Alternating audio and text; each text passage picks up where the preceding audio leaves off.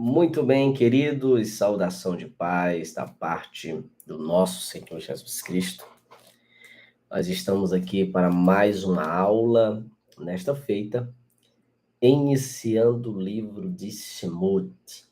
Que livro é esse na Bíblia? Não conheço. Êxodo, que nós conhecemos por uma tradução da Septuaginta. É o segundo livro do cânon do Antigo Testamento. É o segundo livro da Torá. É também conhecido como livro da partida. O livro de Êxodo é um livro importantíssimo, porque, não obstante a importância do Gênesis, Êxodo vai adentrar um novo período, que é o período do deserto, relatando ainda a vida dos israelitas em território egípcio. Ele inicia tratando do que nós conhecemos como o cativeiro egípcio, a escravidão do povo de Deus no Egito. Segundo a tradição cristã, durou 400 ou 430 anos. Segundo a tradição judaica, este cativeiro dura aproximadamente 200 ou 240, 280 anos. São duas tradições distintas. Nós vamos ficar com a tradição cristã, pautada na Escritura. Enfim, dentro do livro do Êxodo também é iniciado o culto judaico. Então, é um ponto muito interessante que nós venhamos assistir no Êxodo, a iniciação do culto. É no Êxodo que nós encontramos, por exemplo, o tabernáculo, Mishkan Moshe, tabernáculo de Moshe, de Moisés.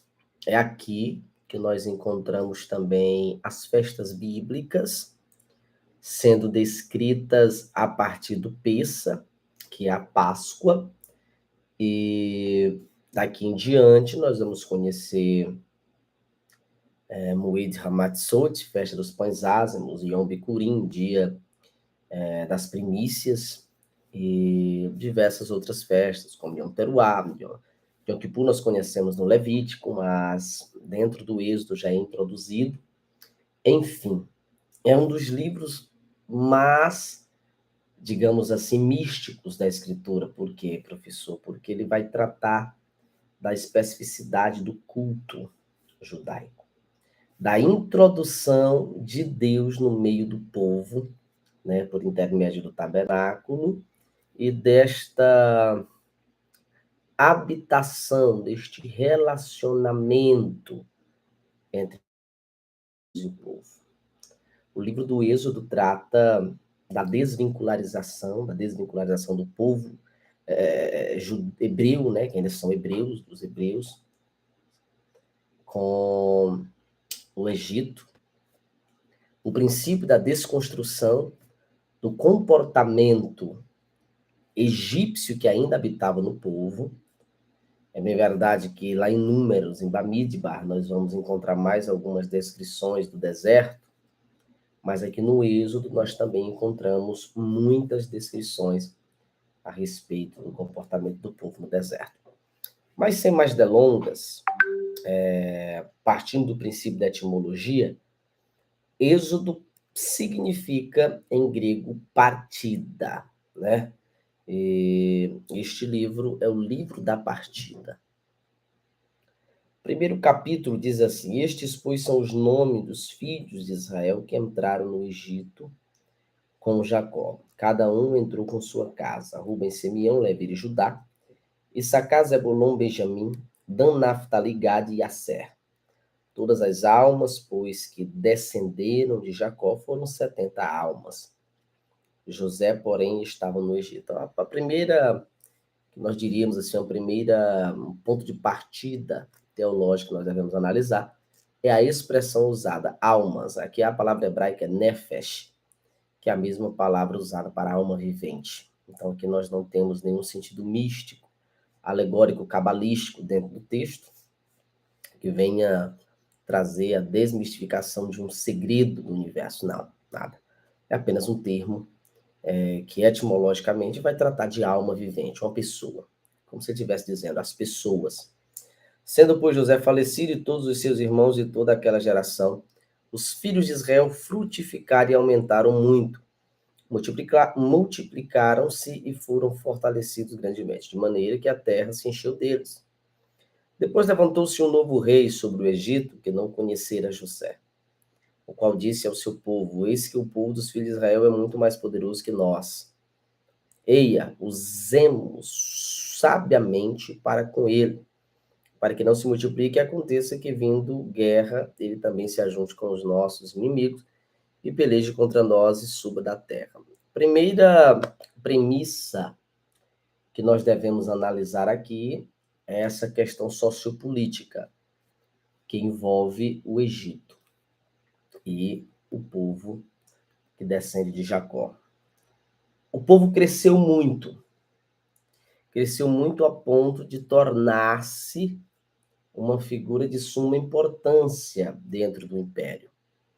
Nós temos essa história sendo reverberada no quarto século, quando a igreja cresce tanto que Constantino, usando um princípio, né, que mais na frente será reverberado por Napoleão Bonaparte, se você não consegue derrotar o inimigo, una-se a ele.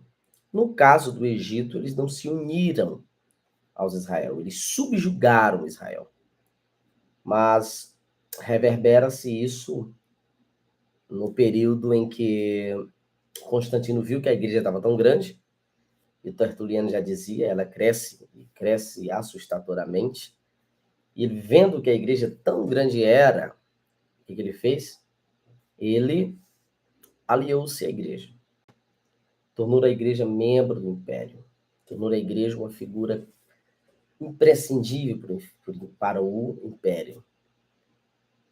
E nos dias atuais nós estamos vivendo um momento parecido, porque a igreja não é mais um contingente minoritário, tornou-se um contingente forte na sociedade. Nós temos um voto muito válido, valioso. E muitas igrejas estão entrando pelo princípio da institucionalização, aonde abandonam o sagrado para fazerem aliança com o paganismo. É um perigo. É um perigo muito grande. No Egito, o povo, quando cresce, e é por isso que muitos governantes não querem que o seu povo cresça, porque quando o povo cresce, o povo se torna forte. E tornar-se forte faz com que você se torne uma ameaça. É por isso que Satanás não quer que você leia a Bíblia. É por isso que o diabo não quer que você tenha conhecimento bíblico. Porque quando você conhece esta palavra, dificilmente você vai ser enganado pelo diabo. Quando você conhece esta verdade, dificilmente Satanás vai conseguir te vencer. É por isso que a Escritura diz: o povo padece por falta de conhecimento. E a Escritura também diz: cresçamos, conheçamos e prossigamos em conhecer o Senhor. Conhecer a Deus, e o conhecimento de Deus é o princípio de toda sabedoria. Quando se torna grande a ponto do Egito ter medo, aqui nós já entendemos que esse povo não estava em pequena quantidade, desde que o Egito era a maior potência mundial daquele tempo. E mesmo naquele tempo, o Egito já era um antro de idolatria. A adoração a Ísis e Horus, por exemplo, Horus, filho de Deus Ra, Deus Sol, Ísis, a sua mãe humana, que gera um menino que ao mesmo tempo que é homem é Deus, um princípio criado por Semíramis, né, que vai dar a luz a Tamuz, vai mentir a respeito da promessa messiânica, dizendo que Tamuz era o Messias prometido, encarnação de Nimrod. Essa mentira ela se espalha por todas as regiões, desde que isso vai partir da terra de Sinar, né, mais na frente chega a ser Babilônia, fundada por Nimrod.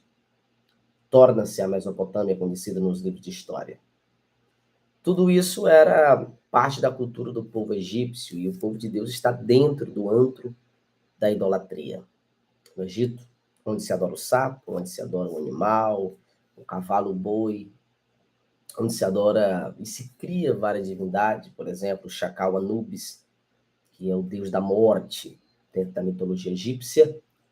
É nesse contexto que o povo de Deus está inserido, e eles crescem, eles se multiplicam a ponto de dar medo. Dá medo. E aqui é o primeiro princípio que devemos atentar no Êxodo: o crescimento sociológico, social do povo de Deus, a ponto de incomodar o contexto sociológico do Egito, a religião do Egito, a ponto de Faraó dizer: precisamos ter sabedoria para lidar com eles.